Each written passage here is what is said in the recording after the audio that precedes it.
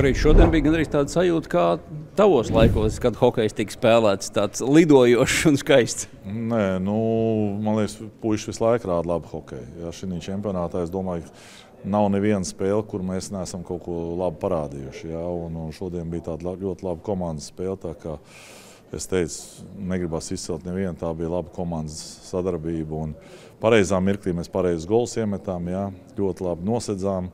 Un tā kā ejam tālāk.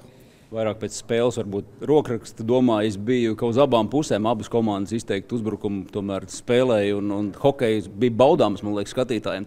Sākums bija no Slovāku puses ļoti, ļoti aktīvs. Ja, kā mēs redzējām, pirmās 10 minūtes bija mazliet radīja mums problēmas, jo it kā mēs arī gribējām uzspiest aktīvo spēli, bet viņi visu laiku kaut kur mūs ātrāk mūs nogriez. Ja, bet tad mēs, teiksim, mazliet pielāgojāmies un puiši uztvēra to, kurā brīdī iet aktīvi, kurā nē, kurā attiet atpakaļ jā, ļoti labi nospēlēja. Pirmā maiņa, protams, dominējoša, bet beigās vārti bija tik tukšos vārtos. Visas maiņas guva vārtu. Šī spēlē mums nebija pirmā vai ceturtā. Mums šī spēlē bija 4 pirmās maiņas. Un tas, kas ir vajadzīgs izlasē, ja, kad jebkuru maiņu var izšķirt to spēles likteni. Un neskatoties uz to, cik katrai maiņai spēles laiks, tas ir spēks mums. Ja, un, kā es teicu, šai komandai ir raksturs. Kaspars Daugaviņš pēc spēles teica, ka šī bija tikai puse no dāvanas. Protams.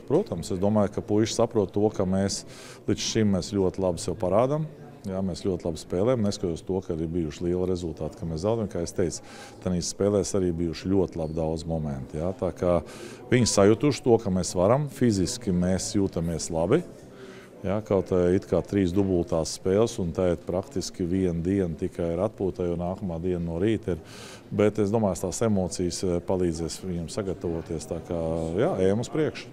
Pirms spēles gan ar tevi, gan ar Eduardu Traumaku pieminējām intervijā disciplīnu, nepieciešamību būt disciplinētiem. Un Edvards dabūja divus noraidījumus. Bija kāda vārdu pārmaiņa? Nē, es saprotu. Es saprotu to, kā tas ir.